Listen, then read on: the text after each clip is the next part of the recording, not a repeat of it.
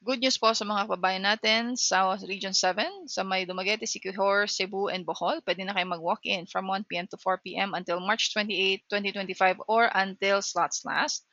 Ang mga taga Cebu pwedeng pumunta sa regional office sa may Lahog, Cebu City, Cebu. Pwede rin naman ang mga taga Tagbilaran or Dumaguete, Siquijor. Pwede kayong pumunta sa Bohol Police Provincial Office sa may Tagbilaran, Bohol. Bring your requirements. Lima po yan. Number 1, government-issued ID showing your date of birth. Number 2, certified true copy or CTC of any of the following school documents. Letter A, transcript of records or TOR. Letter B, diploma. Letter C, pwedeng certificate of graduation or COG.